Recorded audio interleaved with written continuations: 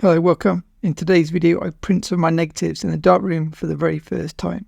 If you saw my last video on the Pentax 6.7, I showed a shoot in Rotterdam, and I promised I'd show you how I printed some of the images that were used on the cover photo.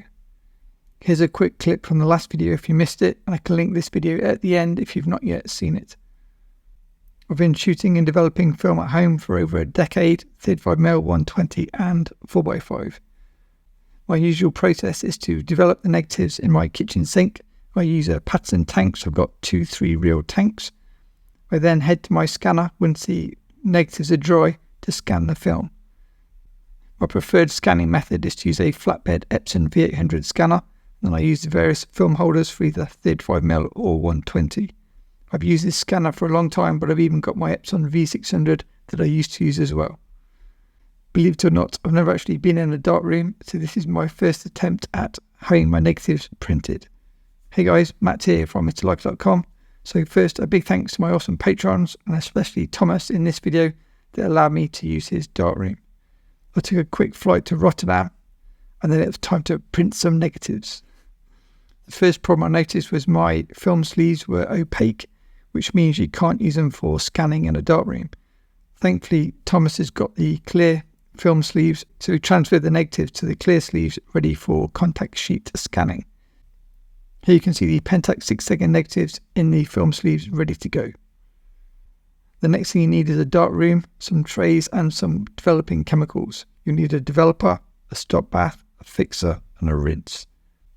After that, it's lights out and we need to do a test sheet or a test strip to see how much time we need to give the negatives for the correct exposure. We use a card as we move it down, and each one gives a different time, so it could be 2 seconds, 4 seconds, 6 seconds, 8 seconds, or whatever time that you use depending on the brightness of your light. Next, you put your light sensitive paper into the developer, and hey presto, you should start to see your negatives or film strips appear like that. It's pretty magical. If you've never been in a darkroom, I highly recommend it. Try to find a darkroom open to the public, maybe in your city. I'm going to probably try and set one up myself at home. I just loved it so much. If you've got a spare and larger, please comment below, especially if you live in the UK. Right, back to the negatives. So once you've put them in, once the paper's been in the developer, drip dry it a bit, then stop bath, then fixer. Once the paper's been in the fixer, you can turn the light on and check your results. As you can see, some negatives expose better than others, so we needed to change the times, do it again, and then get the correct exposure for as many negatives as possible without kind of masking or dodging and burning certain negatives. As you can see, most of them have got a similar exposure, so the next thing to do is to do an enlargement. Here you can see a bit of the setup, and there's the enlarger with Thomas ready to go.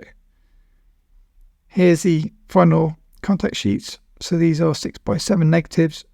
You get 10 photos on a roll of film, so each sheet is one roll of film. Thomas's paper of choice was the foam and pan multigrade matte finish, so that's what we'd used for the contact sheets. When looking through the negatives, we thought that maybe some of the best ones for printing were maybe some of the ones of Tessie, so we picked 2. First, we need to do another test sheet or test strips, so again, maybe 2 seconds, 4 seconds, 6 seconds, 8 seconds, or however brightness, maybe you do 5 seconds intervals. You can see the different exposures. This is me just mocking it up to give you a rough idea. You then put it into the developer again and see which is the correct time to do your final print. I'm kind of showing you in reverse because the sheet that I showed you is the result of what we're doing now. If you're wondering, we're in pitch black in a kind of dark cupboard in the house, and then you use a red light which allows you to work in the dark without it affecting the paper. This video is a really brief overview of developing, so if you want to see a detailed video, search on YouTube for some really good sources of information. Here is the result. So this is a test print of the time that we thought would be correct on matte paper, and we didn't frame it up properly, but it gives a rough idea of how much time we need. The next thing to do is to use gloss paper. So again by foam and pan, but here's the difference. This is matte paper. Can you see it hasn't really got much shine, hence the name matte finish. And then if you see next to it, you now have gloss. So Thomas does his kind of final prints on gloss and his test prints on matte. Comment below if you've got any tips and tricks to help me out, and be interested to know if you prefer matte or gloss or what the standard is, because hopefully I'll be doing this a bit myself going forward. By using the easel, Thomas managed to put a really neat border around the print, and this is exactly how it came out. We didn't do any trimming or anything like that. Okay, so again in reverse, this is now the print developing on the gloss paper, the one I just showed you. It's so amazing to see like your print come to life like this. I can't believe I've been doing film for over a decade and I've never been to a darkroom. This is my second time with Thomas, and the first time I did a video for Patreon in kind of more detail, and then the second time, which is this time, I took my own negatives to print. Here's the final result. It's so rewarding. You can't really appreciate it until you've done it yourself. I've always been a hybrid shooter in terms of I shoot film and then digitize it with the scanner.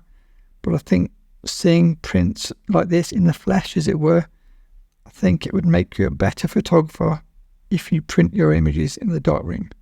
I'm not just saying that because I want to get into print, but it makes you more critical with your exposure, so that then when you print it, it gives a better negative.